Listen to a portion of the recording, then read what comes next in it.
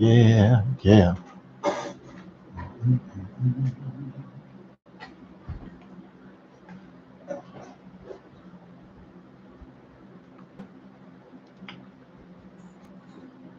Okay, so we got the switch switched on. Let's get down to switch this.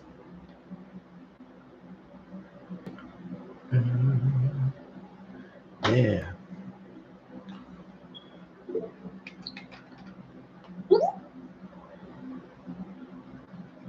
Okay.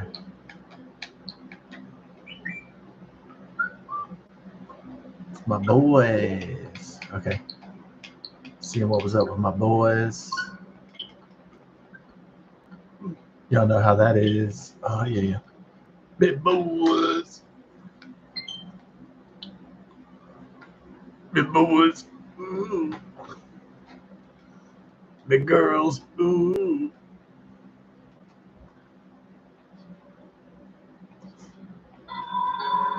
Oh, I haven't played this since February 7th. Here we are at February 28th. Oh wow. Yeah, I kind of like went deep into tears, and then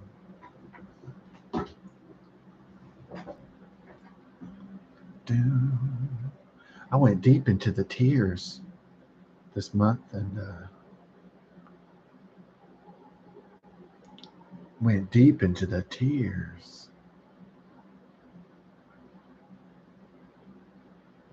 You know it. Try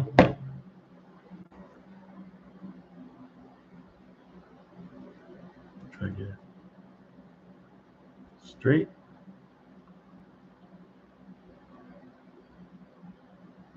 What about see what's going on with the to the camera. All right, that's all right.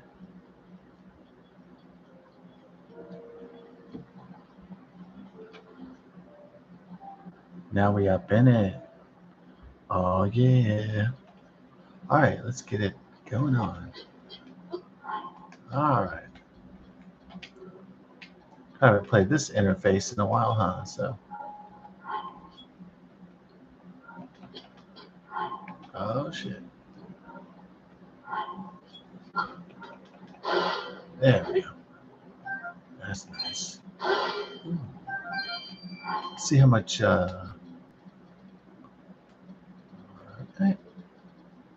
Man, forgot how decked out I was in this one, huh? Dude, you have like 2 pages of food and everything. I don't even have half this shit on yeah.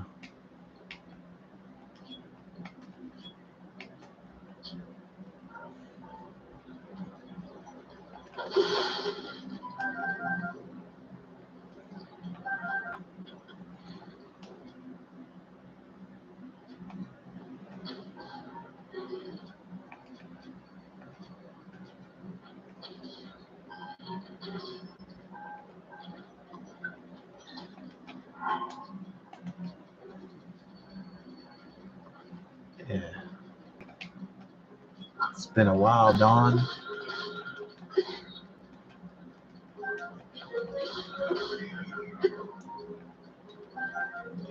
Okay, so the plan for the week is taking shape. Okay, so well, it was I have kind of a eidetic photographic memory, so sometimes that might kick in, and it might kick in like years after I met some people.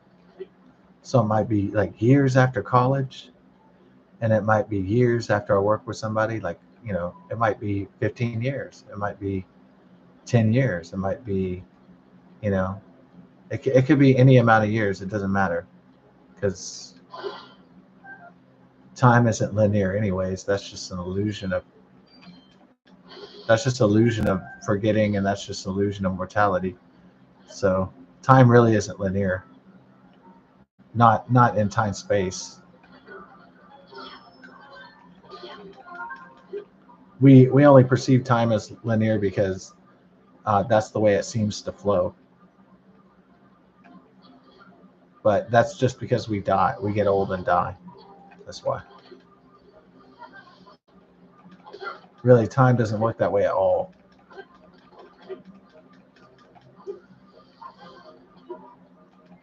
In fact, there could be not only multiple dimensions, but there could also be multiple dimensions of time. So,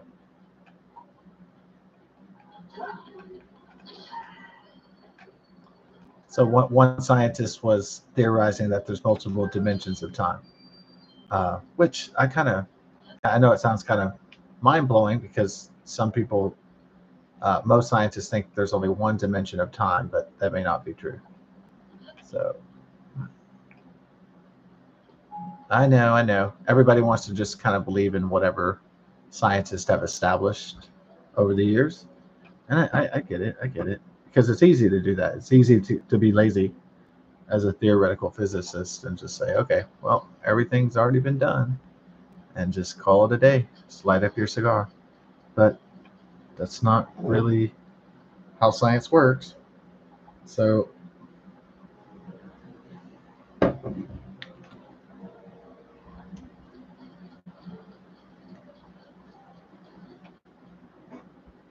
oh, yeah.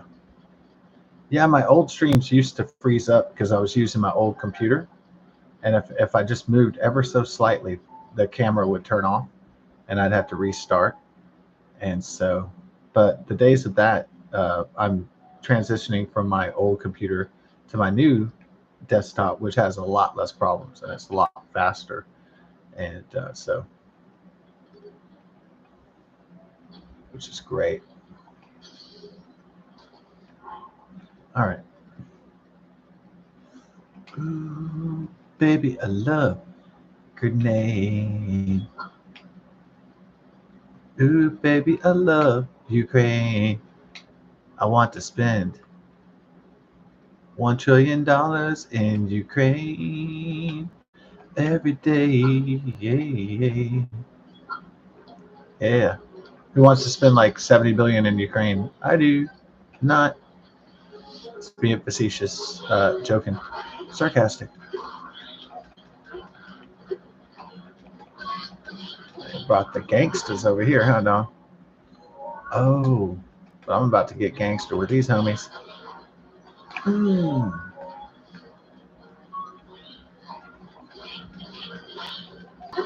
Trying to get. It's like I'm getting swarmed like I'm in New York City by like illegal immigrants or something.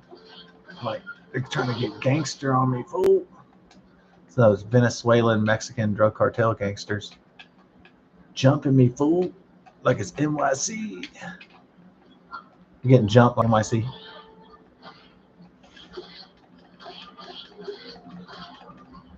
Man, I might have to jump some KFC this weekend. I'll tell you that. Oh, some good old. You know what? We might have to go old school and get some Popeyes chicken this weekend. Though. Maybe if I'm a good boy. If I don't go to prison. No, I'm not going to prison. I'm just joking. So if I don't go to prison, yo man, we need to get our prison. Yeah. We got gangster style over here. Uh, Man, these guys are tough. These white dudes.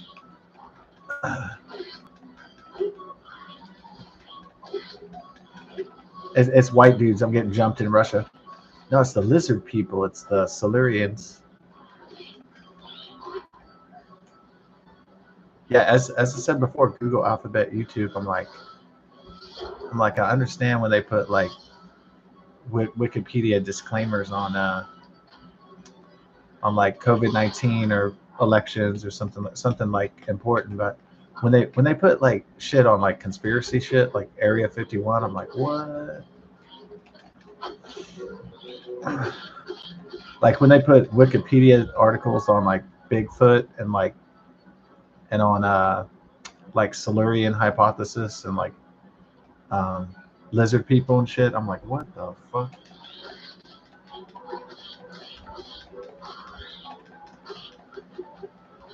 It's like, why don't they want people talking about lizard people? Is there really lizard people for real, or what? There's really lizard aliens, or Y'all tell me something I don't know yet.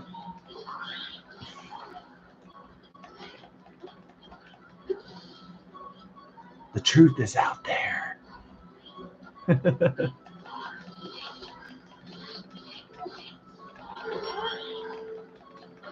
got the Master Sword now, punks. All right. Ooh. Let me take your weapon from you. I'm the federal government. Let me take your weapons away from you. No, I'm New York City. I'm gonna disarm y'all so y'all can't defend yourselves against illegal alien Venezuelan gangs or whatever. Ah.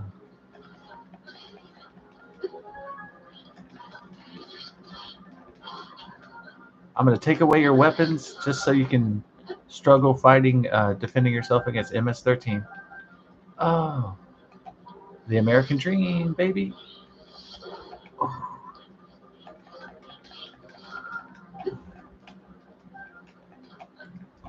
All right, at least those white boys, those white lizards, they got that butte though. That's the best thing. Oh yeah.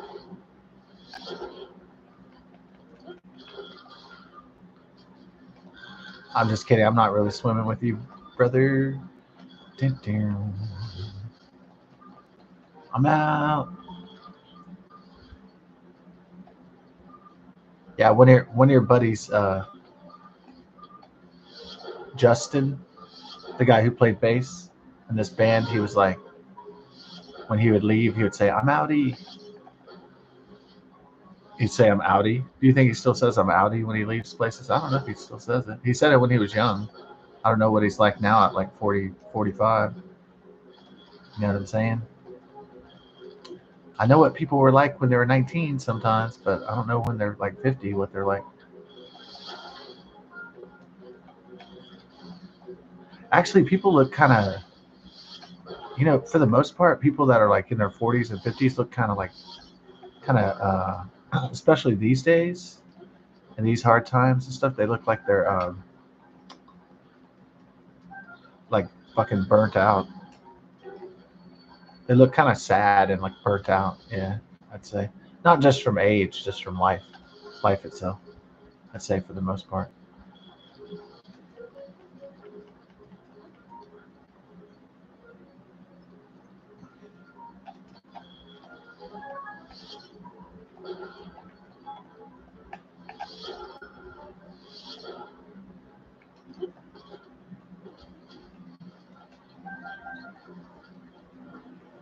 Yeah, like even like the people that were young and like look super happy now, they look like super serious and like they got all these like tons of wrinkles. They look like they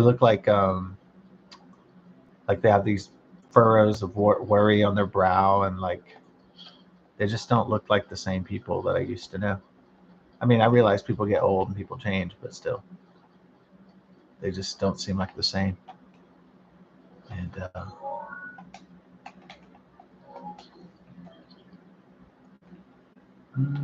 oh, you can't move objects like in this game, like in but you can.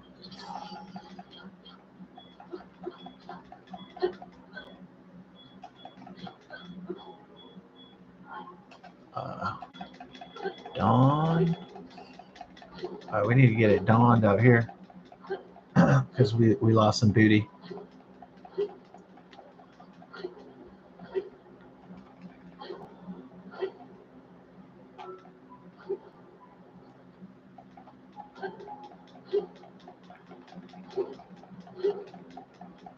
We got more lizard people up in here though. Got more lizard people. Did I just lose all that treasure? I feel like I just lost all my shit. So, I guess we lost everything. It just floats to the bottom and then it's gone, huh? Shit. Need to be careful about that. Oh well, it's a video game, so it's not like I really lost real gold or anything. It's fictional gold, fictional rubies. I lost fictional rubies. So, um, yeah, So back to what I was talking about, like the original story was that I around like February 23rd, I was like, I remember working with these two girls. It was Shannon and the other one was called Anna, and I was like, which one is it? At February 23rd, my memory went off like, oh, I bet it's. I wonder if that's Shannon's or Anna's birthday, and I couldn't quite remember which birthday it was. And then today it turned the 28th. And then my memory went off and I was like, oh, Shannon's birthday was February 23rd. And then even though I haven't worked with these people since like 2008, 2009, that's like, let me see. Yeah, that's like over, that's over like 15 years ago, 14 years ago.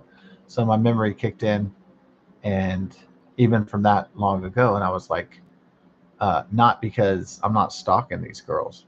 It's just that, my memory kicks in. And because I remembered working with these girls and they would tell me what their birthday was. Also, these two girls' birthdays were like near each other. So they'd talk about it a lot. Like, oh, my birthday's this day. And then, oh, I'm right after you. And so, they would talk about it quite a bit during the years that we worked together. Only worked with each other like maybe 2 or 3 years, maybe less than that. And they're my coworkers. All right. Um, one girl was super pretty, and you couldn't screw around with her or anything because she was not really a play around kind of girl. So she was kind of like a one boyfriend kind of girl. She wasn't like, hey, I'm gonna taste the different flavors. She's just like, I find the best guy with the most money, the best future. And so that's she was real serious. So she wasn't gonna. She was hard to get, and all the guys were after her. So she was very difficult to get out on a date or anything like that because there was just intense competition because she was like had long blonde hair and she was beautiful and she had green eyes and green golden eyes, even better. And so she was hot, and the competition was out of this world for that girl. So Anna was not very attractive, and she wasn't as pretty as Shannon, and but she had a cool personality though. She was a sweet girl, and she had a nice family and everything, and so uh, like Shannon was the typical hot spoiled girl, and she was a bitch, and so she was a fucking bitch, and yeah. So she's your typical daddy's girl, spoiled girl, super hot, privileged girl, and she pretty much gets what she wants out of life, whatever she wants, because she's just so attractive and she's so entitled and she's so spoiled and everything. So I got one. All right, I probably oh shit, it's going away. Okay, I got Nadra's scale. I didn't have to shoot off one of his scales. I just did because. So, anyways, um, yeah, but Anna was really nice, and uh, but I could tell she wouldn't go for a guy like me that, and she wasn't that attractive anyway, so I didn't really care and all that much. I just was like, oh, this girl's really cool, but she's into like Eminem looking like thug looking dudes and shit. She's into like Eminem looking dudes, like kind of like white trashy dudes. She's into thug looking guys, right? And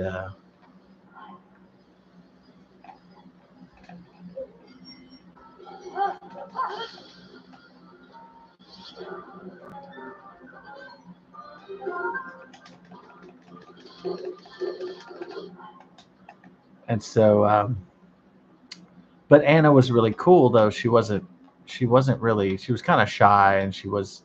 Not she wasn't a bitch. She wasn't like some stuck up like rich bitch.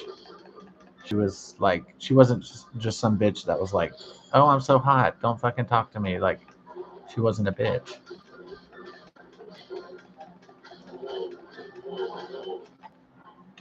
And then I was like, "Oh, the 28th is Anna's birthday. The 23rd was Shannon's." And now I remembered. And when we first worked together, I was 28, and these girls were like 21 years old. And then so that means that I'm 43, so they must be, uh, about 34, or going on 35 or something like that. So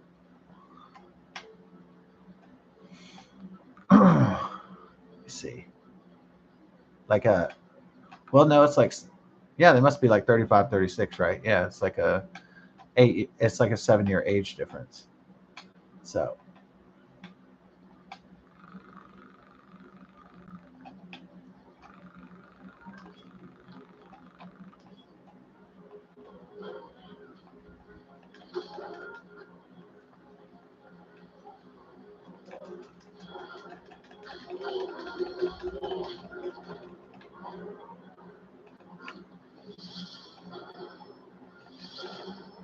I'm gonna fight smart, not hard.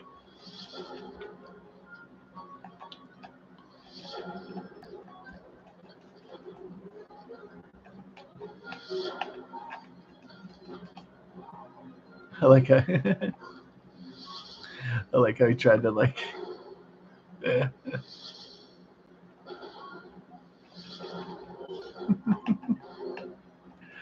Oh man, I know what he's doing, done. So, anyways,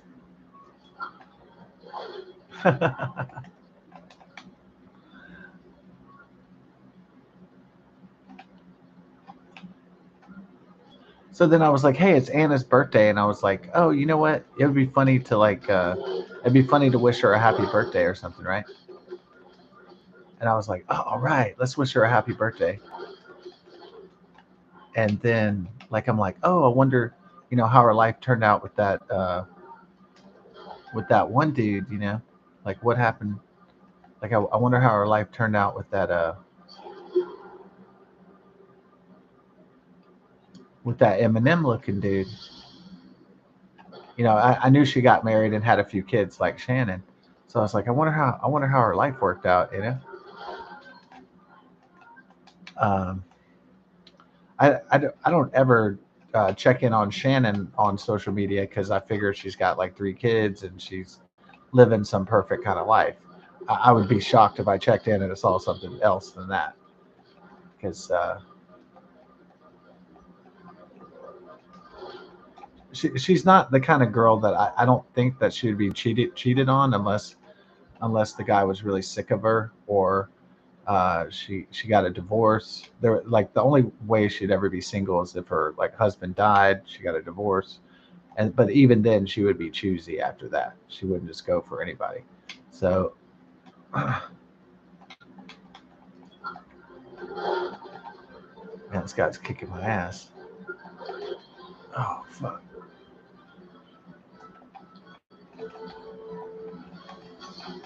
Oh, okay.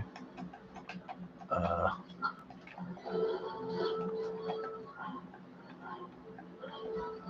get up.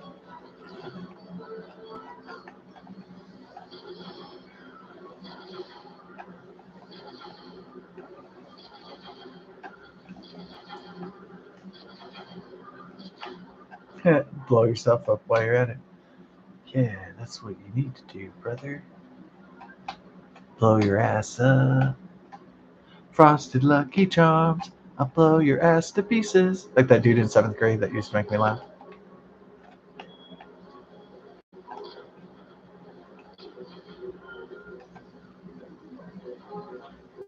I like how he was like dodging the rocks. It was so funny, dude.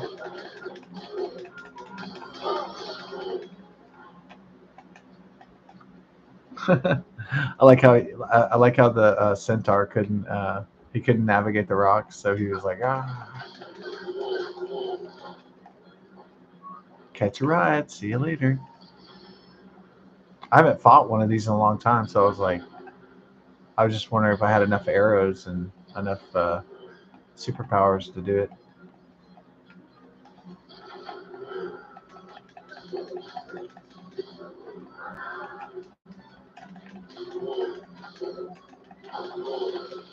Oh, it got me good. It's like destroying trees like some alien. It's like destroying shit like Thor. I was like, oh fuck. That was a pretty Thor thing to do, like destroy an entire forest.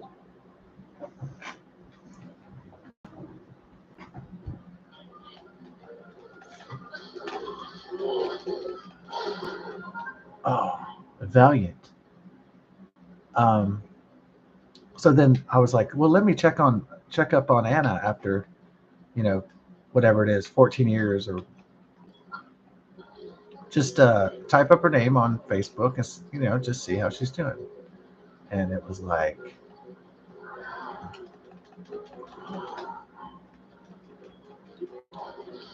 ah. And then I saw her and I saw some kids and I was like, oh, she's living the American dream or whatever. And I was like, oh, she's living the American dream like everybody else, right?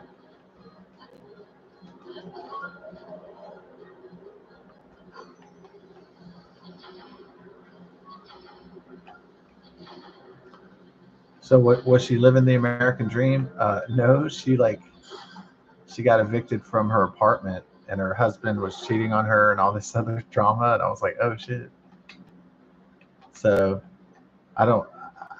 She set up a GoFundMe, but I don't have any money to give to it. So I was like, kids look good and everything. I mean, I guess she's got her family maybe to help out, or she's got to have family and friends or something. So, um, but yeah, it looks like her year is starting off pretty shitty. And yeah, unfortunately. And then I just decided, I'll just let the past go and just not remember somebody's birthday from a long time ago and just like write, hey, happy birthday. Even if they're warm and receptive, still just like, leave the past in the past kind of thing. And that's good. So I'm sure she's got plenty of friends and family to help her pay her bills or whatever. Um, shit, this guy's a butthole.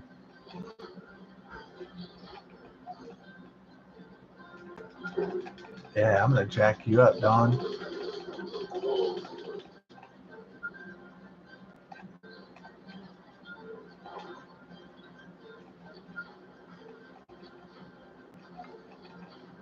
Oh, good fight though. Huh? Oh, shit. Yeah.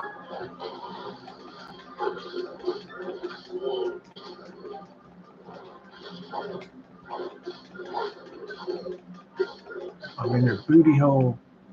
I'm like, oh, that's how I can beat him. I can just hide inside his booty hole. Hide inside his booty hole. Just kidding. All right.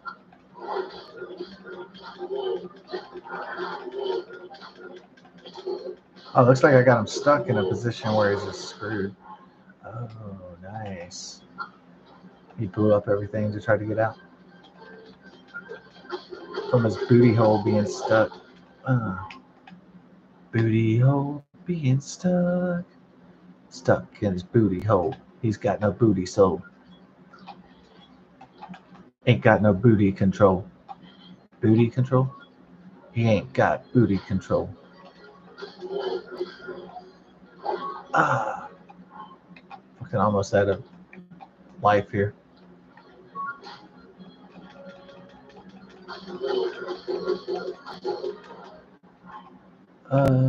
What do you want to do? Get the hell out of here. Um, My plan to trap him has trapped me, right? Oh, oh shit! You don't have shit. Damn it. Oh.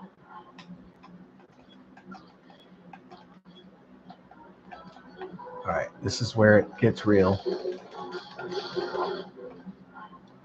All right, coming down to the wire, Don.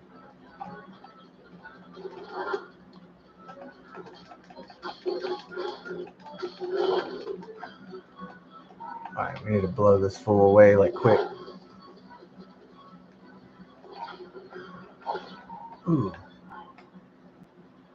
All right, we only got one save and then it's over, so that's it.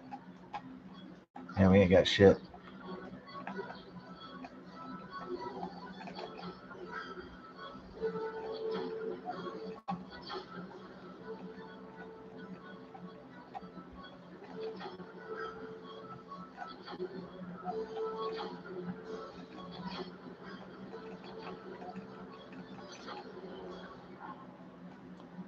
I give him hell, Don.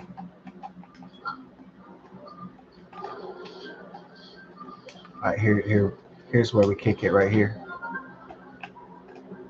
Uh,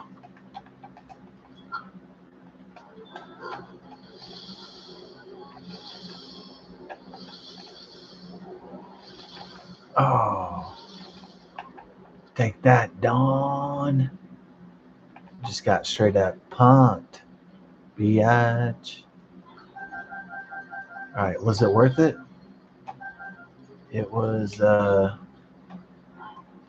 It was definitely not worth it, but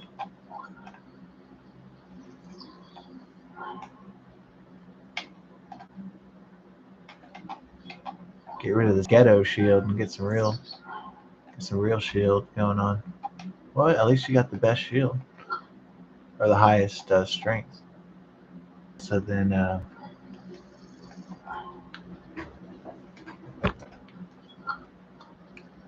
yeah. So I was like, I might. I was thinking, should I say happy birthday to Anna on Facebook? And then I said, nah, that's too much drama in that girl's life.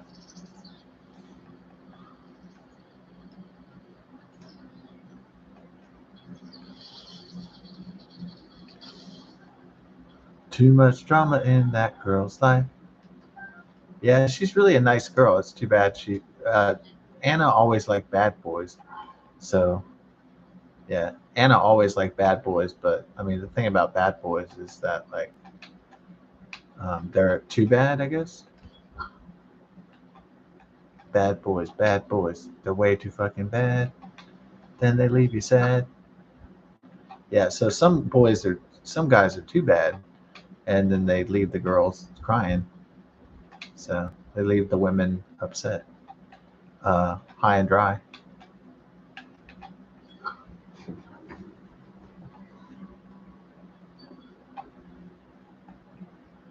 And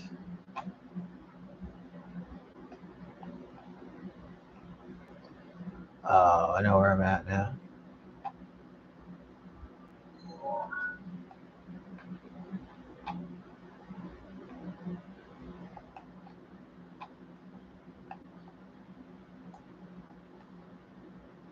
Dun, ding, ding, ding.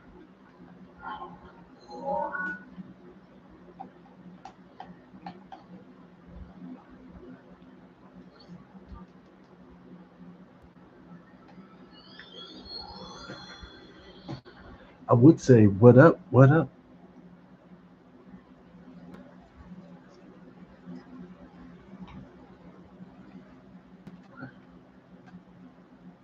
I would say, what's up? What's up? Well, I mean, if you hadn't talked to somebody in 10 or 15 or 20 years and you're like, happy birthday.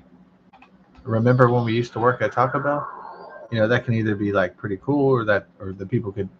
Sometimes they have really warm receptions. Like if you haven't worked with them in 10 or 20 years, sometimes they're like, oh, hey, it's you. And sometimes girls are like really, really, really, nice and everything. And sometimes they're like, who the sometimes they're like, "Why are you talking to me?" Like, you know what I mean? So kind of depends on the situation.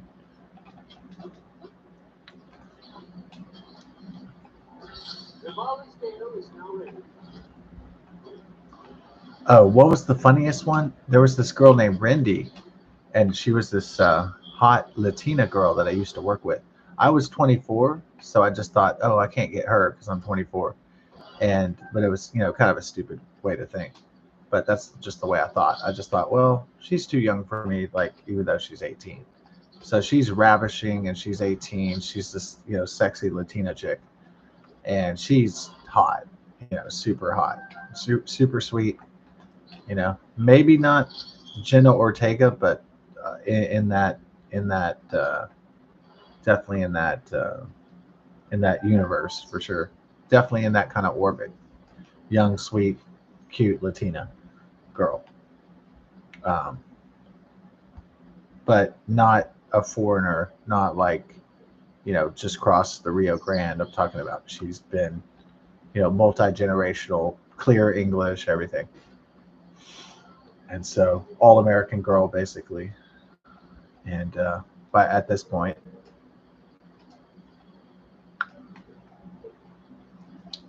and so I looked her up on Facebook. It was like, I don't know, maybe it was like 2000. I was like, hey, I wonder what happened to Rindy. And I remember her name because it was like not only was the girl really cute, but her name was really cute too.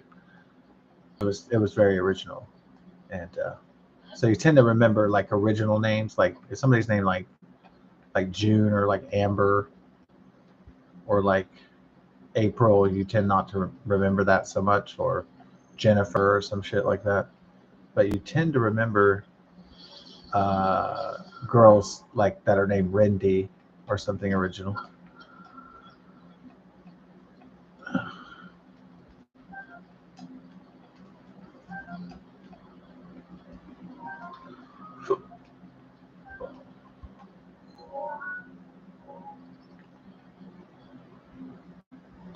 So it was kind of funny because I said, "Hey, I used to work with you. How you doing?" And then she was dating this dude back then, and then so I was like, "Hey, are you still with that one white dude?" I said, "Hey, are you still with that one guy?" And she's like, "Oh no, we broke up a long time ago."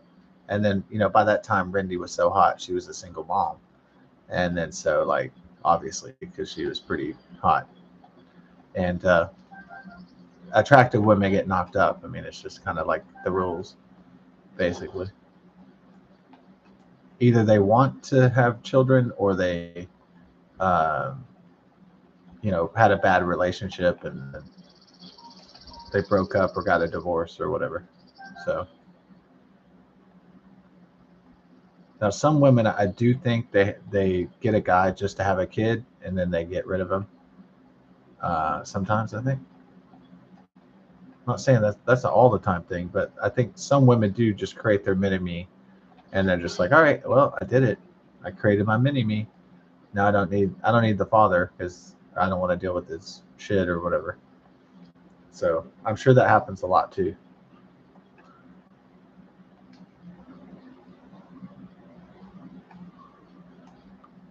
So then I was like, hey Rindy, what's up? How are you? And she goes, oh, just a single mom and blah blah blah, job, blah, blah, whatever. And and then I was like, hey, you want to meet for some coffee sometime or something? And she was like, no, not interested, right? You got kind of shot down kind of early. I was like, you probably tried a little bit too early, probably. You got so excited. It was Rindy. Yeah, I got overexcited. I should have just been like, oh hey, oh cool, it was nice catching up with you. Take care or something. You know what I mean? Like done something, played hard to get. Like, oh, I don't need you. Oh, you got a kid. Get away from me. That's like the plague.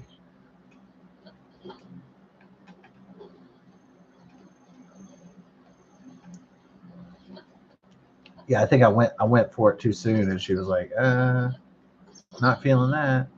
Awkward.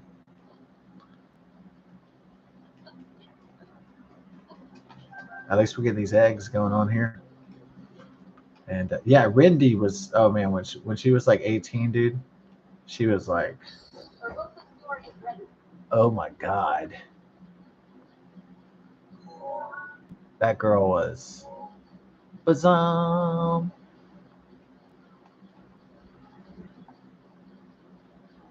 Yeah, I guess like sometimes I was like, holy shit.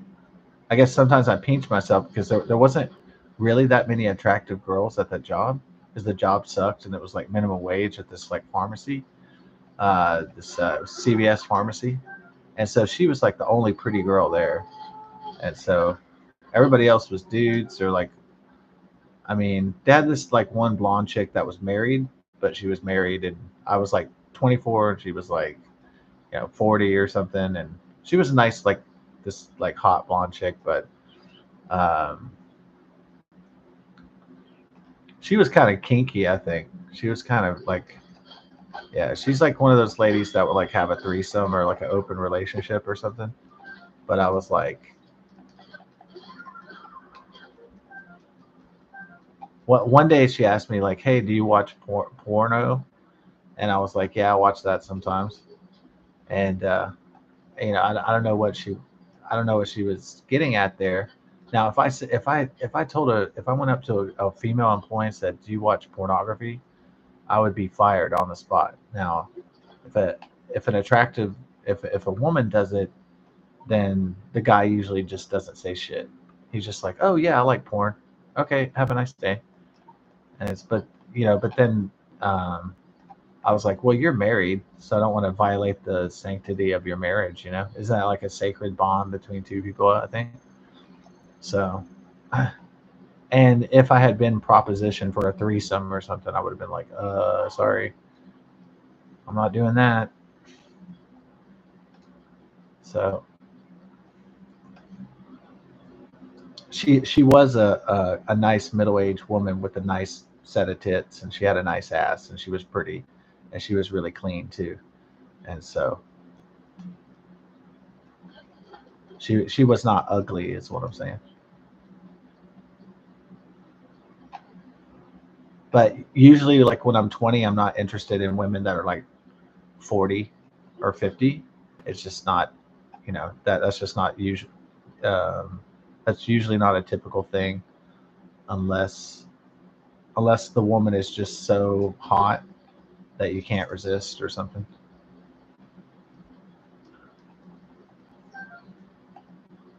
Like if she's just some like banging trophy wife and she propositions you for some activities, then that might be a tempting thing to want to enjoy yourself into some intimate sexual activities. But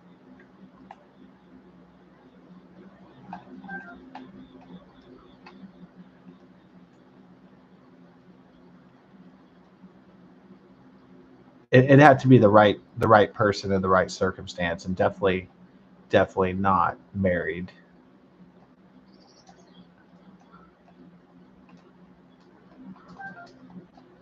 Most of that fear, some of the fear of boinking a married lady is spiritual in nature. It is like having a it is like maybe like a bad feeling, like cheating or something like that. But also another thing that's bad about it, well, besides like STDs and like barnacles on your balls and penis or AIDS and all that, gonorrhea and syphilis and all that other shit. But another thing that's like really bad about it is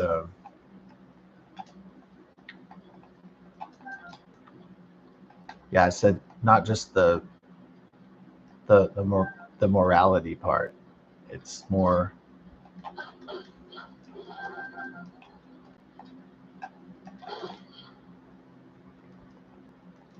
oh yeah, it's because like if the husband or the boyfriend found out, right, that your boyfriend is what he thinks is his woman, then he might try to kill you or something. So it adds a like an added element of danger besides moral and health ambiguity. So it adds a lot of dimensions of danger and unnecessary conflict with people that's not necessary. So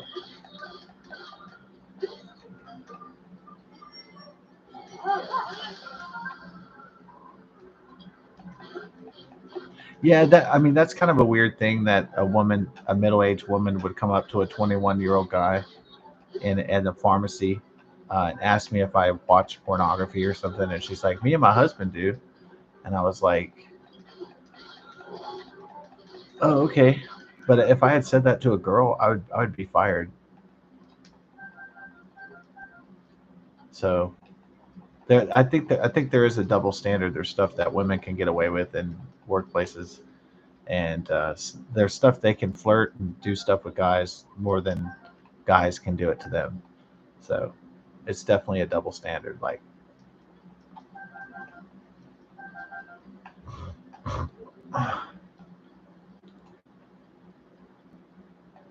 so like a woman could come up to me at a workplace and say like, "Hey, Scott," if we've been working with each other long enough, they could be like, "Hey, do you like doggy style towards women? Are you into doggy style, like fucking women in the ass?" And I might be like, "Oh yes, I kind of am fond of that." All right, but if I went up to a girl and said, "Hey, Jenny, do you like butt fucking?" I'd be fired like right then. So there is a behavioral standard and double standard between men and women with what they can get away with at work.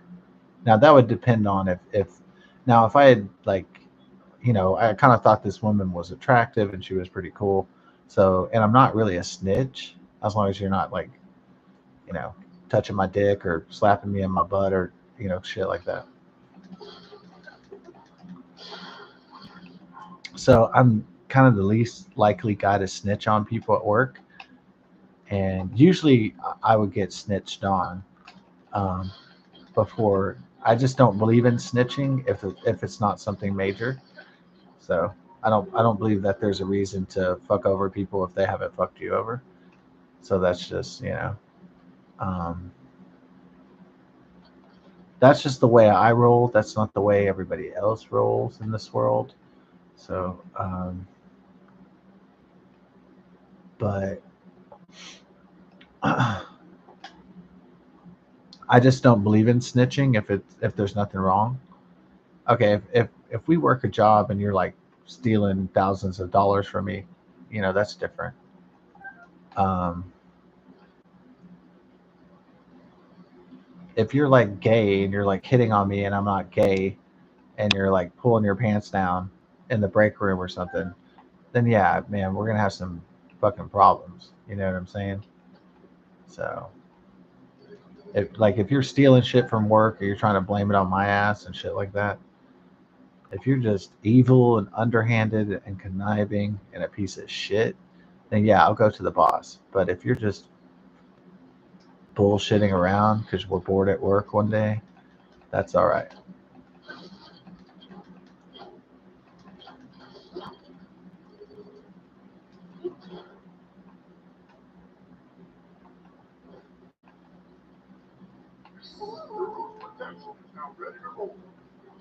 So I'm not a snitch because I don't believe that snitching is honorable. So of course, not everybody in a workplace setting feels that way. And then some people might even be so evil that you've done nothing wrong, but they don't like you, so they try to set you up.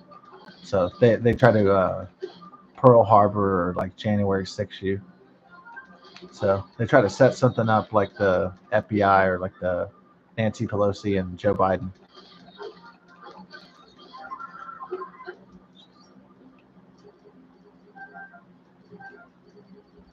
So sometimes you got snitches, you got bitches, uh, you got some narcissists, you got some sociopaths, you got psychopaths, you got a whole bunch of different folks. But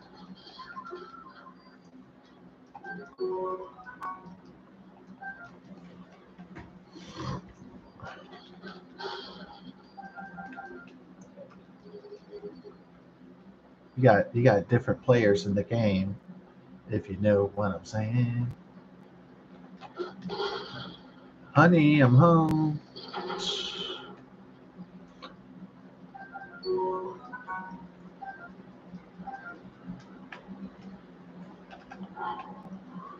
All right.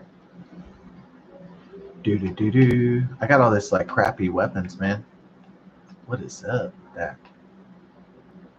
Oh, you know what? A place where you get good weapons is Gerudo. Not here. At Mount Helia.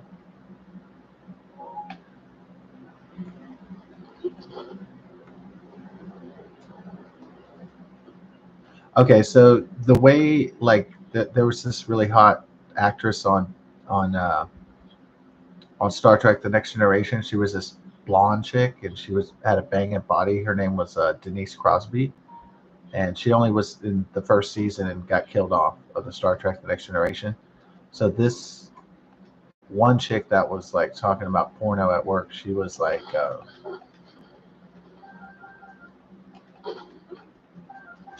a shorter, fatter version of Tasha Yar from Star Trek: The Next Generation. Denise Crosby.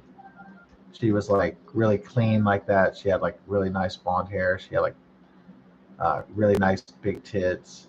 Like she had a nice big ass and everything.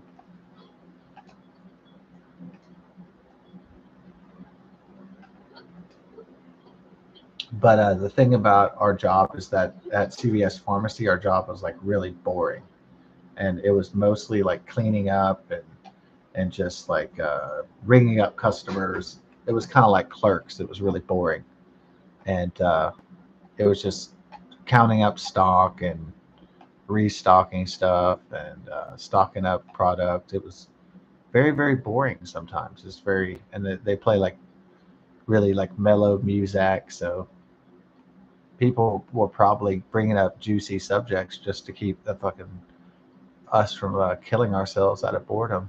It's, it's boring working at Walgreens. It's boring working in retail sometimes. So people try to spice it up, and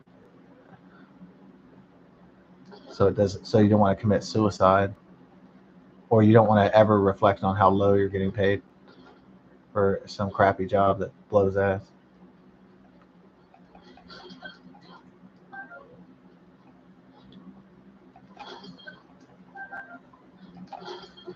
Well, this Lionel sword's pretty good, but rock salt.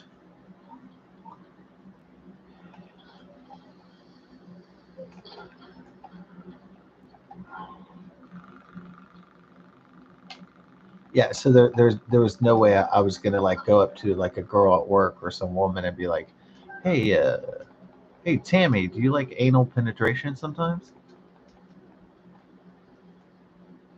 You would get like, yeah, you would just get like fired on the spot because immediately she would go to the boss. Well, Scott was talking about some inappropriate subjects the other day. It was sexual in nature, and then your job would be over.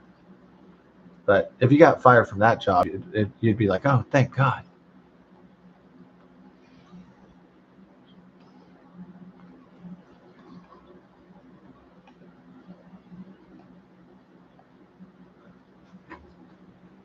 I only worked that job because I was young, needed a job, and I was young and stupid. That's why.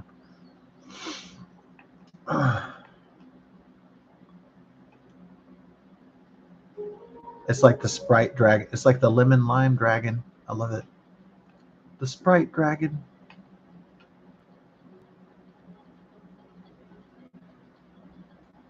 I love it. Groovy.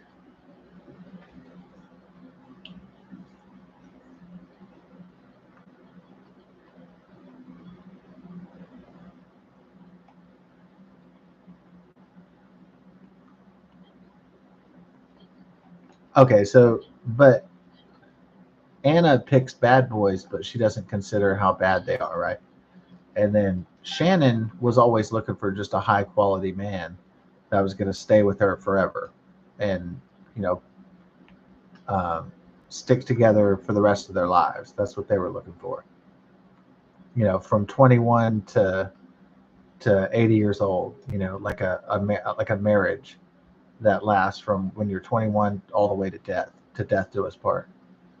And so that's what they were looking for.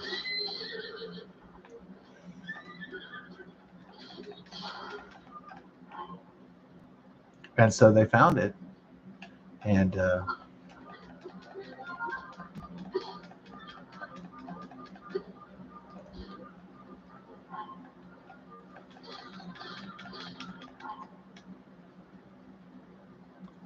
um,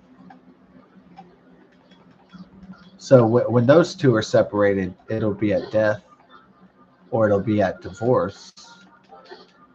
So,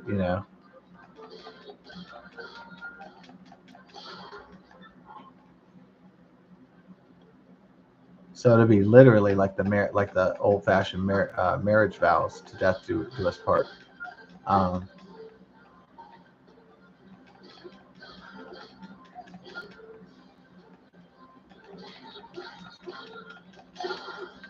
but by no means was Shannon looking for a nice guy. No girl is really looking for a nice guy. They're looking for a guy who is going to be nice enough to not beat them or abuse them, and to not cheat on them, and uh, but not a pushover, not somebody that's not going to fight real hard to make lots of money. And so it's not that Shannon was looking. She was never looking for a nice guy. Women are not looking for nice guys. They're looking for guys who earn a lot of money and work really hard and can buy houses and create families and raise families. They're looking for very strong men that can do those things. Resilient men with a lot of resources, or that could eventually obtain a lot of resources. And so women aren't looking for nice guys. That's cool.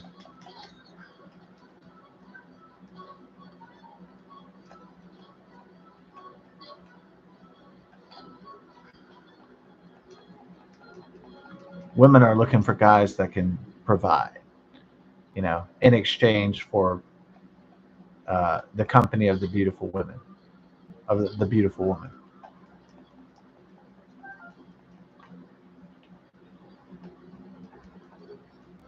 In exchange for lifelong companionship and raising a family. So,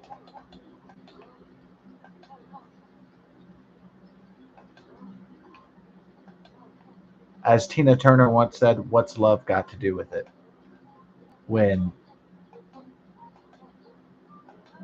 When it really boils down to, it's an arrangement, and even though the arrangement might involve love and sex, that's just one side of the relationship.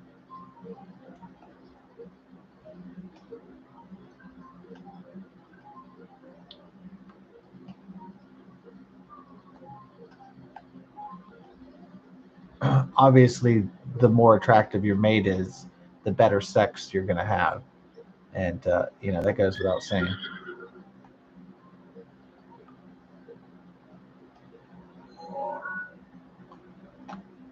Mount Flora. What is?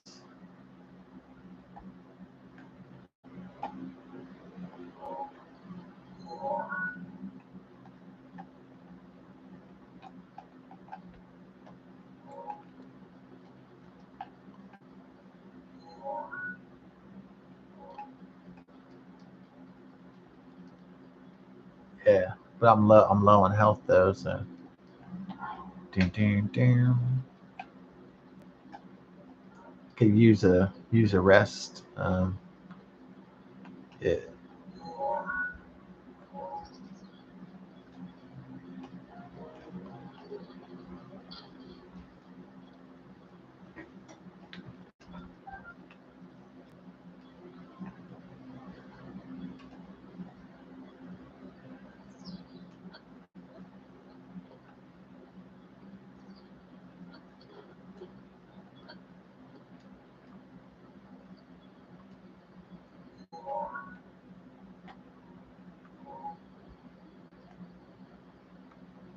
There's an N that way, I think.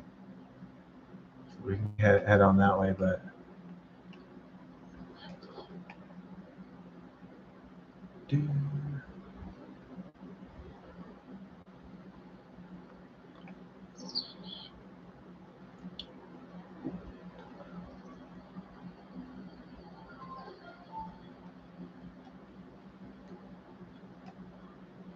Okay, so if anybody was wondering when I was going to have some drinks, it will probably be, I want to say, either tomorrow or it will be on. I think I'm saving it for Leap Beer this Thursday.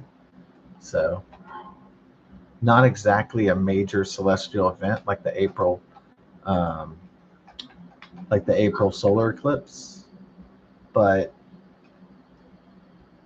still, um,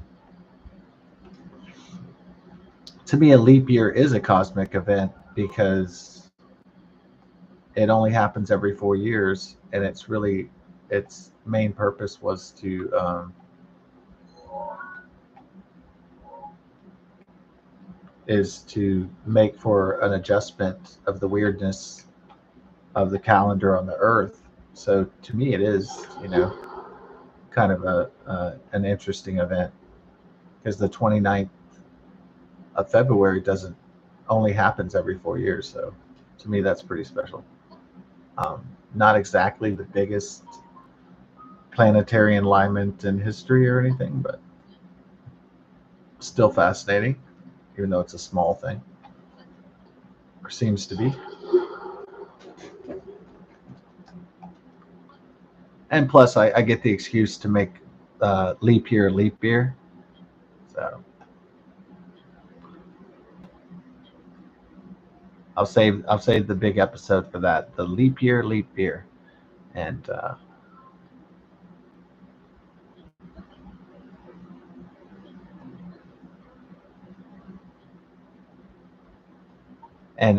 trolls and hackers and spammers. The guy Travis who got out of prison, my old um, my old high school friend, and then later on like social media. Uh,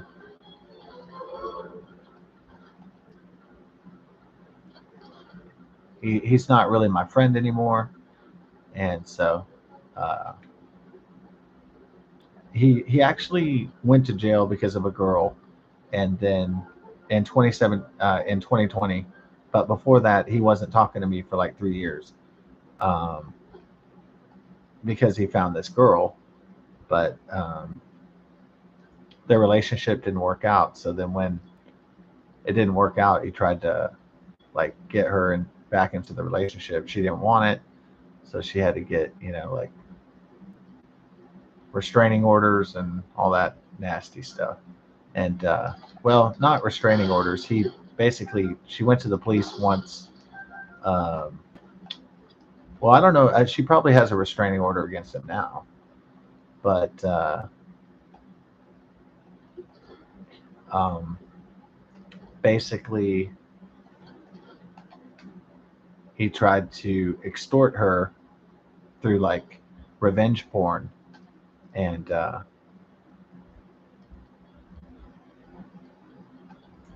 so she went to the cops, and he got busted for extortion, cyber stalking too, and so then so anyway, so he went to jail for like God, it was he's been in there like 4 years already, going on 5. I don't know when he gets out. I think he reoffended. He might. I think he got out of jail and then on good behavior. Hey, what's up, Nightmare 8877? He got out of jail on good behavior, and then he then then he reoffended. I think he tried to talk to her again, but she already had like some court order against him not to talk to him as a condition of his probation. So I think he violated that. I think, and so then he's in the penitentiary. So keeps digging his own hole, I guess. unfortunately. But I've been obsessed with girls before. I've been, had crushes at work, and one girl I really did bother, and I was like, you know,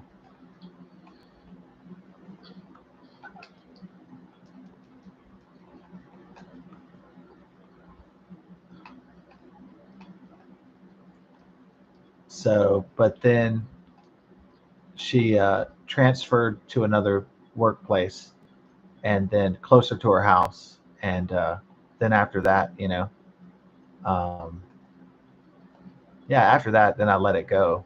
I think, her being around me every day was just making it worse, you know. Um, but I never got really out of control. I never showed up at her house. I never did any kind of stalkering. I didn't really do any like real stalker behavior. It was more like, oh, hey, you want to go on a date? And then she'd be like, no. It's like, I have no interest in you. And then just me not being able to get that. Kind of like, have I ever had my heart broken by a girl I loved? No, no, no. I guess I've had unfortunate situations. I guess you could say like I have regrets. Like one time I was going to move in with a girl that I really really thought was really hot, and she was like had she was very pretty, and she was very beautiful, um, but and she wanted to get an apartment with me. But here's my thing. Here's my thing. I was taking her out a lot to eat, and I was working a lot, and she was like, "Hey, let's get an apartment together."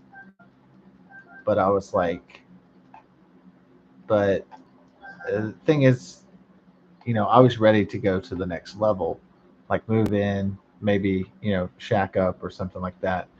And the precondition to shacking up is we got to get naked. Like we have got to have sex. And so she was kind of holding out on the sex thing, and a few girls have done that, and I've just been like, you know, we can't. I don't want to be in the friend zone or the gay zone. I want to get to the end zone. I want to get out of the friend zone. I want to. So we could hang out all the time and like go out to dinner and all this shit, but it's like I want to get. I want to see girls fucking naked.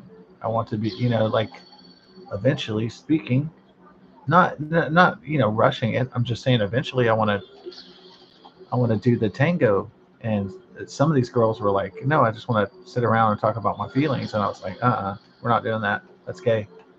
I'm not your gay friend that you just fucking. So it's like I'm not like, dude, I'm not paying for all these meals and shit just to be in the friend zone, dude. I'm not paying for all this shit.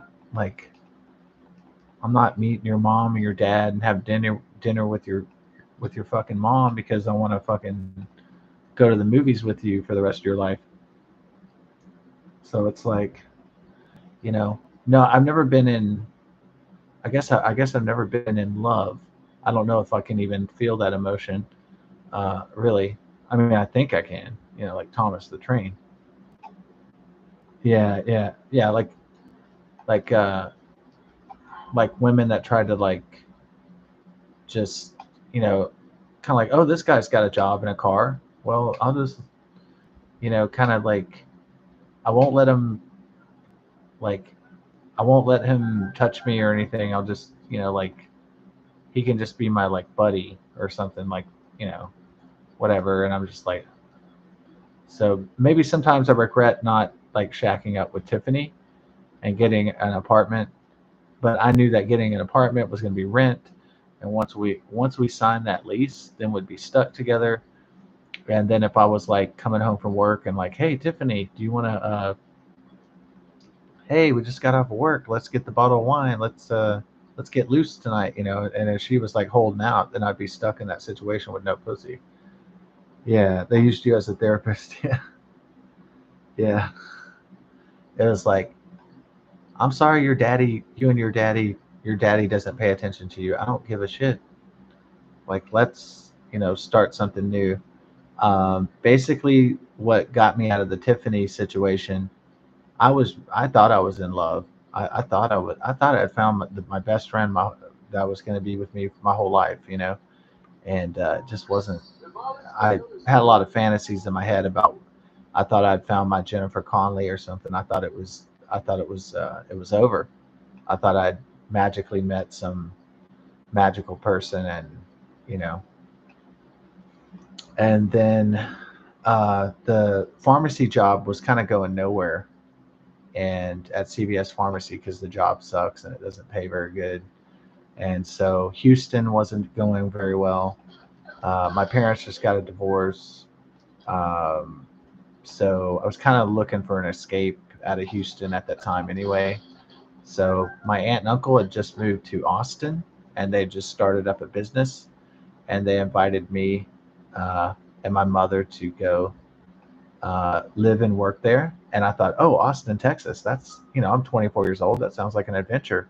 So I went, and then I knew I'd get like free room and board, and I'd probably get free food sometimes, and all I would have to do, and they were paying me like $10 an hour, and I did like phones, and I did like I inputted computer insurance claims, and then I went out on jobs to fix appliances, and I got parts, and I uh, got parts out of storage, and I organized uh, different parts in the warehouse, and did a whole bunch of different things. I don't think I answered phones that much, but I did, a lot of the grunt work, and did some office work and paperwork and stuff. So, anyways, it was kind of exciting. And I love my aunt and uncle, and my two cousins were there, and um, my mother was there eventually, and so it was great for a while. And yeah, so it was like a big adventure. So what happened was I told Tiffany that I was leaving to Austin, and she just said like "fuck off," because I think she wanted me to get that apartment with her, and I kind of wish things had ended on a better note than that, but unfortunately, it ended badly. And so, I wish we would have like stopped associating with one another, like face to face, and talked it out, and instead of um, breaking up with somebody through email was kind of shitty. Like today, like breaking up with people on like social media, that's so shitty. I think people should like in their relationships face to face, you know, if they can. Um, yeah, no, I've never hooked up. I've never hooked up. Yeah, I've never hooked up with somebody. Um, and now I've had sexual intercourse with girls, but I've never had like a long term relationship. So I've done the OK Cupid, get butt naked. I've done the like the meet some girl on OK Cupid, or um, some Mat or Tinder or whatever. I've done that shit, but I've never done like yeah, I've never had like a long term relationship. I don't know. It's just kind of like had some childhood trauma and stuff like that. So it's been difficult for me to. Um, it's been difficult for me to form long term relationships, except with that of my family or those that I trust. So I really don't trust outside people. So that's part of the problem, and then it's something that I kind of like too, uh, in a way, you know. So I've never had like a well. I don't know if Tiffany would count as a girlfriend. I guess she was a girl that was my friend, but she definitely wasn't. If she really wanted me to get an apartment with her, then we would have shagged, or she should have said, okay, well, this is what you get if you move in with me. But it wasn't like that. So I mean, if she would have stripped down naked, I saw those big old boobs and big ass and huge bush, I would have been like, okay, you got me for life. But yeah, I would have been like, I'm in for life. Uh, Sign me up to the penitentiary or whatever this is. Sign me up for marriage because I want this every night. But she didn't do that, so you know, she was kind of confused herself. She probably had childhood trauma too, and really, she was just a movie drinking buddy. To be honest, I wanted it to be more, but if we had become roommates, it just would have been like I would have came home from work, and then she would have got off work, and then we'd be stuck in the paying the rent, and then I would be like, hey, we should go into the bedroom and get more comfortable, and then she'd be like, oh no, I'm going to my bedroom. Good night. It would have been like some bogus ass, shitty, sick, Big Bang Theory, fucking sitcom.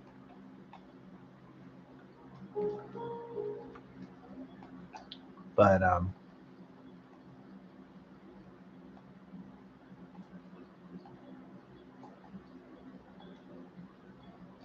yeah, it's just my aunt and uncle were like, hey, there's this new opportunity in Austin, and I didn't really feel chained down. I mean, I wasn't in an apartment lease.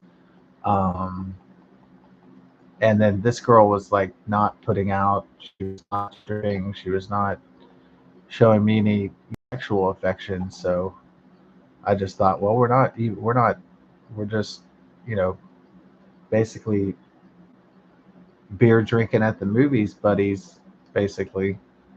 And and I was like, well, I had no idea what the new opportunity could bring. It could bring, hotter women. It could bring more money.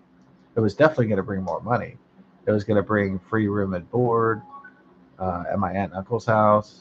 Um, well, not really free room and board, but like as long as I work for their company, then they're not going to kick me out if I'm working at their company. So, and yeah, Austin, the adventure of Austin, Texas, and um, out there in the hill country, they had their own ranch and their own compound. It was pretty cool, and so it was difficult to stay here when there really wasn't much going on. There was just a dead end job that just kind of sucked, and so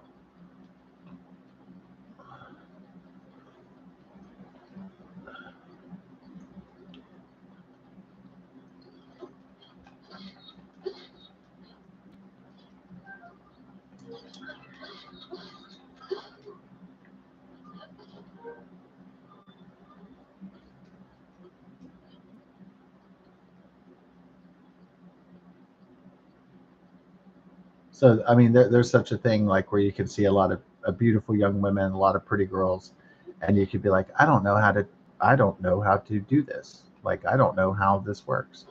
Like, so there is such a thing as not being knowing what to do, and so unfortunately, um, I never acquired the skills of picking up babes, picking up chicks. Uh, for childhood trauma or whatever reasons it was. I just never developed those skills. And so, I wish that I had, but I would have had a happier and more, you know, uh, definitely um, sexually and personally and emotionally vibrant adulthood for sure. But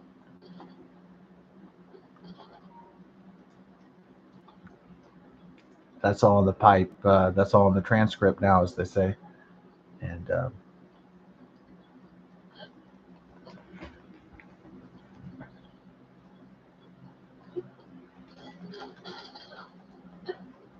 there's a certain joy in solitude, though.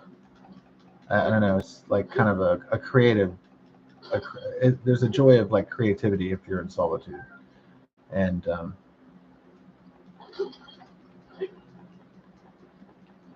sometimes it's nice to just be by yourself and just take a quiet walk. And not hear a bunch of noise. So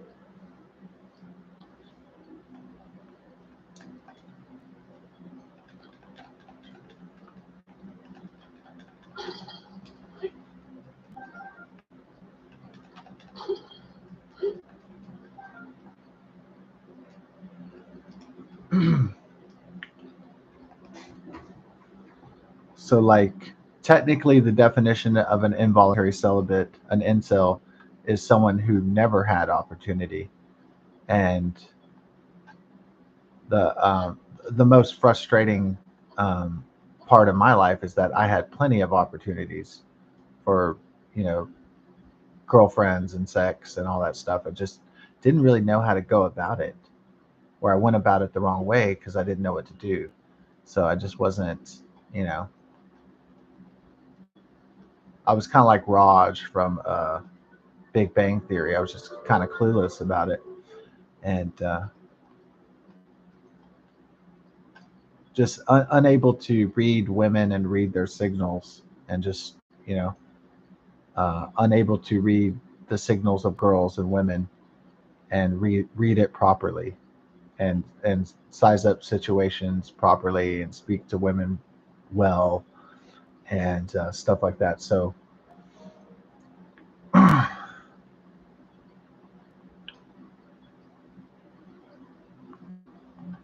most of my issues were just inexperience, you know, because of whatever the childhood trauma did to me.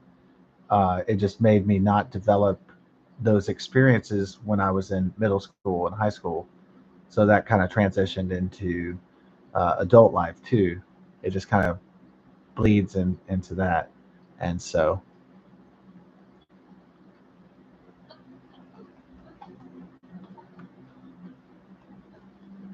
it's not because I never wanted to hook up or to have a relationship. Um, it's just that I didn't know how to go about it because I was inexperienced.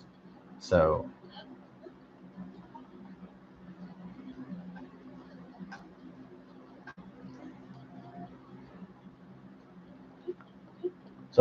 that's, you know, as a direct, simple explanation as I can put it for why, you know.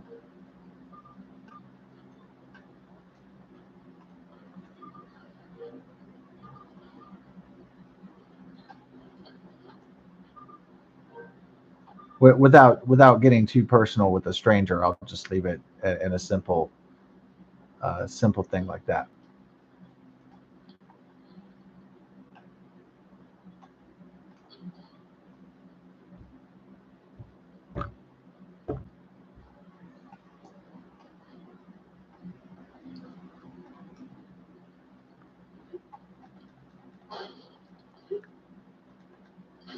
Yeah, but is there anything cool about no women? Is there cool about anything about men going their own way? Is there anything cool about solitude? Um, you know what's so cool is like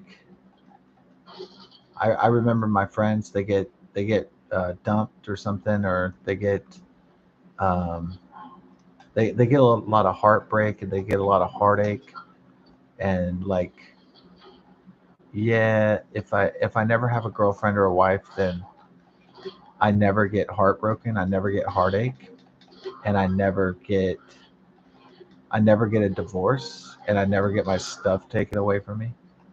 And so, you know what I mean? So it's like, yeah, yeah, yeah. You never get love, you never get very much sex. Yep, you never get children, but also you don't lose your money and you don't get hurt. So it's kind of like, yeah, it's kind of quid pro quo. It's this for that. So it's like when I've seen my friends get divorced and whine about girls and getting dumped, I'm like, hey, guess what? That's not me.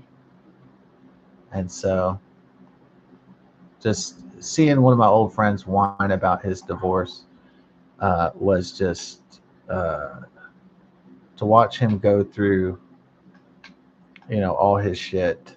It was just like it almost was like an advertisement for never getting married. And I thought about it. I was like, man, that guy went through hell, and personal and financial, and uh, he got a crappy degree from college. He went $50,000 worth of college debt. He just made it seem like it wasn't worth it, and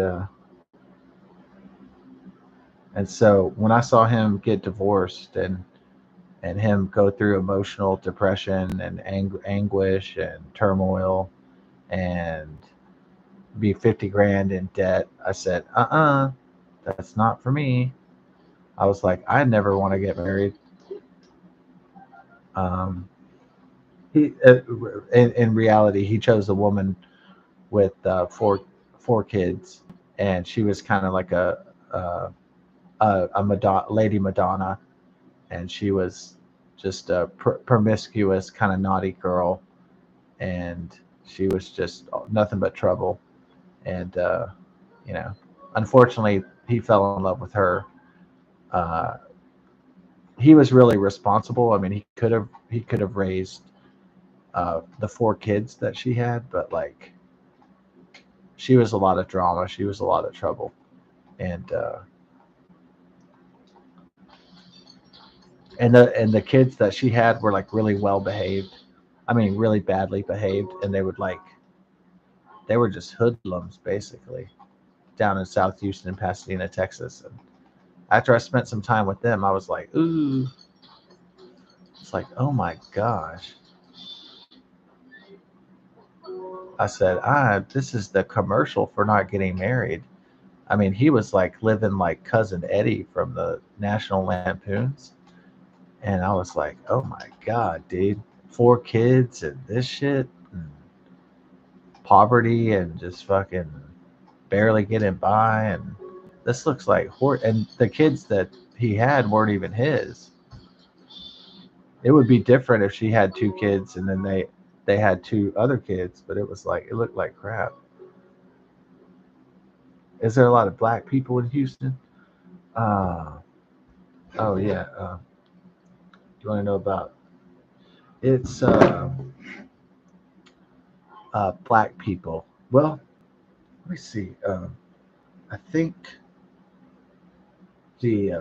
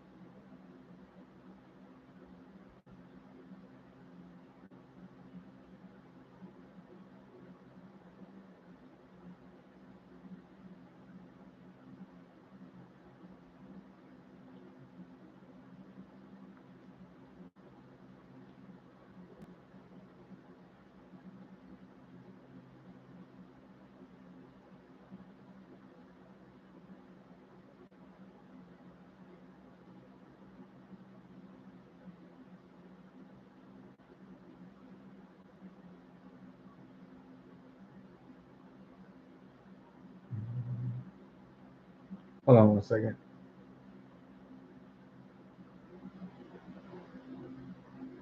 Uh, so it says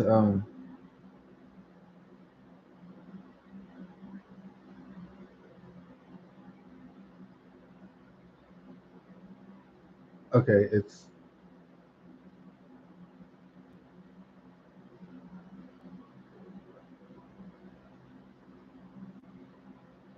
all right. Let's go. We're gonna go to Houston, Texas City Facts. It's from. I need to look at what year this is though. Oh, okay. Population estimates. Um, White alone percent is 40%. Black is 22%. Hispanic is overtaking the white population because of illegal immigration, 44%. And then they have some interracial stuff, and then they got Indian, Asian. Uh, White alone, not Hispanic or Latino, is 23.6%. Uh, Let me see. Um, If you're looking at like black or African descent, it's like 22%. So it's like not really. I mean, it's mostly Houston, the big city, because of illegal immigration, because of borderless Biden. It's becoming like where white and black people are scarce, and where mostly Hispanic people are taking over the place. So, no, actually, really, to be honest, like um, nationwide, it's like whites like 60%, and then Africans like 13%.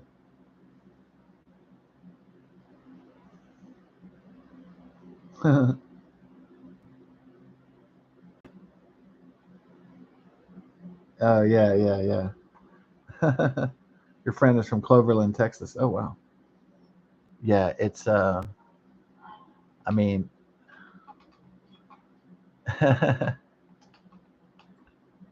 yeah. I don't like that. Like all those kids. Like I could never do that. Guys that can do that, I'm like, oh my god, I can't believe you can you can get married to a woman with 4 kids or even 2 kids. I'm like, oh shit. And but people do it to get that, to get love or companionship, or to trying to get the sweet stuff, or the punani, or whatever you want to call it, the divine fulcrum.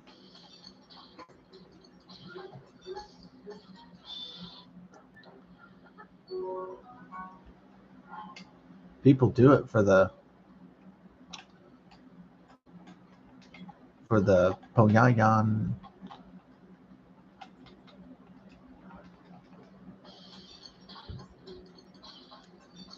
So actually, the African American population increased after the devastating hurricane called Katrina. So yeah, there's, I mean, but it's not. Uh, Houston is one of the most racially segregated cities in America, because it's just like, I mean, really, I mean, yeah, I mean, I guess there's all this. How can I say this? There's all these commercials about like diversity and like interracial harmony and all this shit, but like honestly, people like to be with their own kind of people. Let's say, all right. I'm saying it for the most part. People like to be with their own kind of people, and so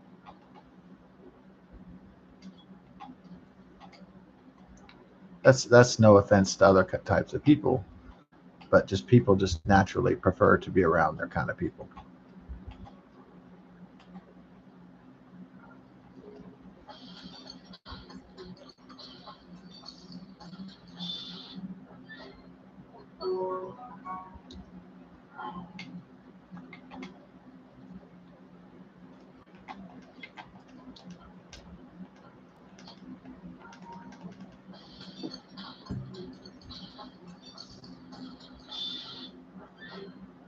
Gold digging dad.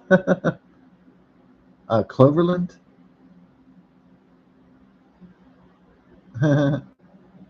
Yeah,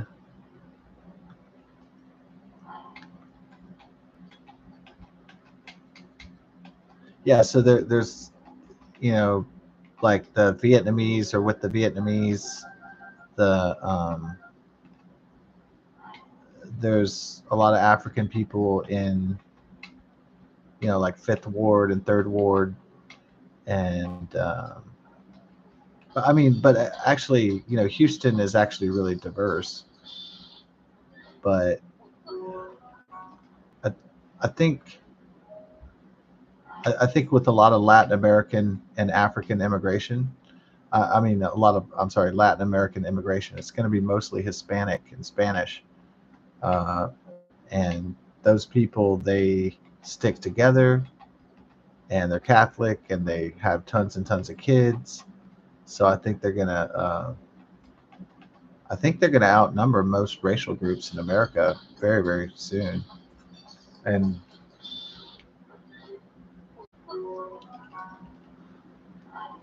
those people that used to be minorities back in the 1980s, when the country was mostly European and white, will be in the minority because we didn't have a billion kids and we didn't have tons of immigration from our countries. So we didn't have like tons of people coming from uh, Europe and Ireland and England and like in the old days.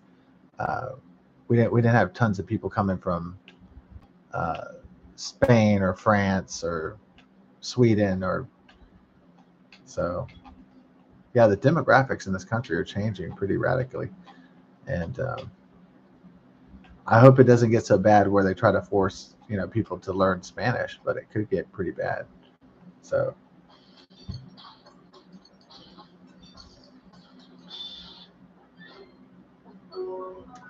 is my neighborhood mainly white people or is it mixed? It's um, well, people you got people from all these like Venezuela and Honduras. Those people you can tell they're trying to get in here. The um, the black people are coming from like in the inner city, like in the yeah. So they're moving from the hood and into the what was used to be the nice white suburbs, the nice pretty white suburbs, and so traditionally this has been a white suburb, but now there's like about two or three black families, and it's becoming Little Mexico. Uh, there's a lot more Hispanic families moving in, and so um,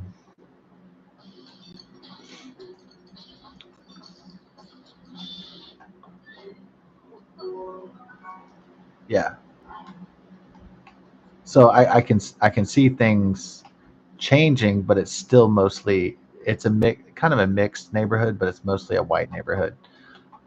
Plus, you got white people coming from failed states like Michigan or uh, um, well, you got a lot of people coming to Texas from Michigan, and you got a lot of people coming from California. Of course, I mean that's a failed state, and people coming here for lower cost of living, and so you got people from New York, California, Michigan, Louisiana because of the hurricane, and just to come to somewhere better. And then you got people from Central and South America and foreigners from crappy third world countries trying to get to Texas, trying to come to Houston. So it's a smorgasbord. But for the most part, I think the neighborhood has maintained its whiteness for now, but that's not going to last forever. So eventually, white people are going to be like, "Uh oh, there goes the neighborhood," and then okay, so eventually the white people are going to be like, "Uh oh, it's Mexican in here," and then they're going to be like, "All right, we're going to leave," because that's just white flight.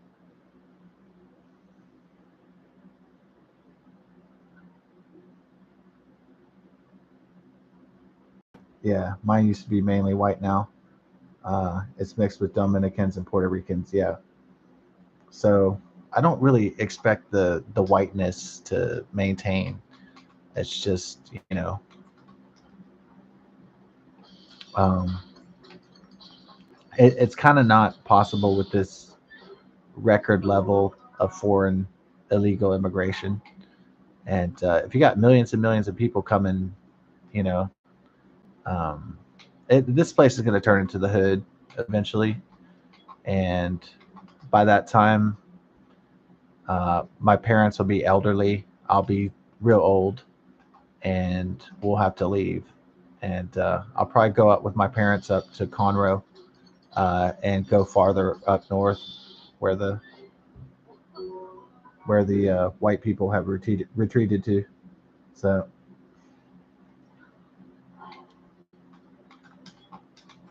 there'll be white flight out to the country in Texas, trying to find, you know, like European style white English speaking enclaves.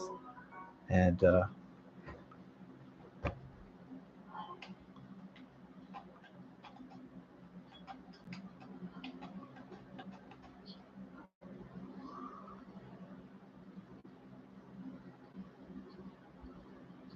yeah,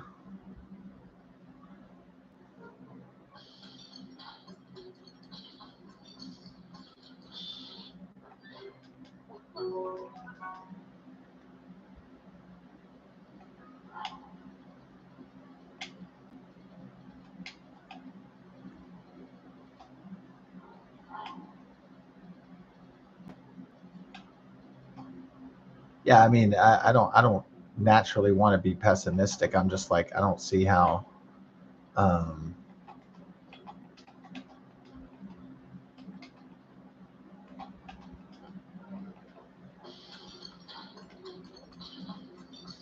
I don't see how like there could be immigration sustained uh, for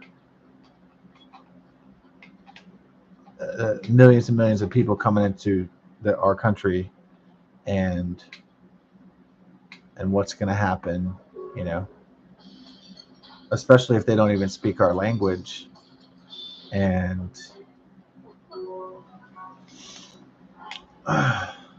unless there's like massive deportations or something, then the country is going to go under by foreign immigrants, and so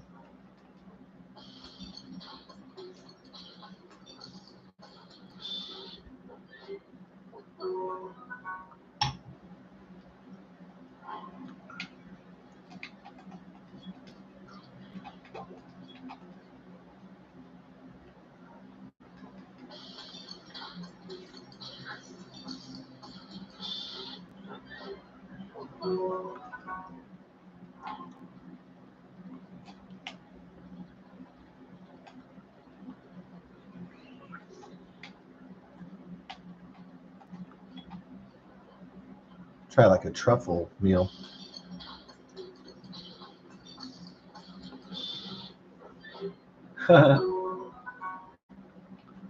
Well, all right.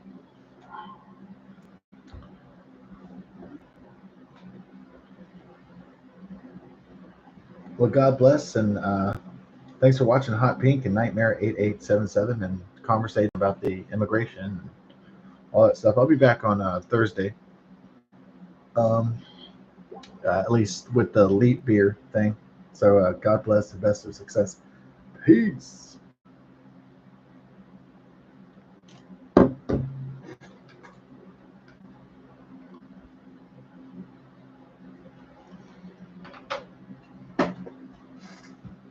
Later.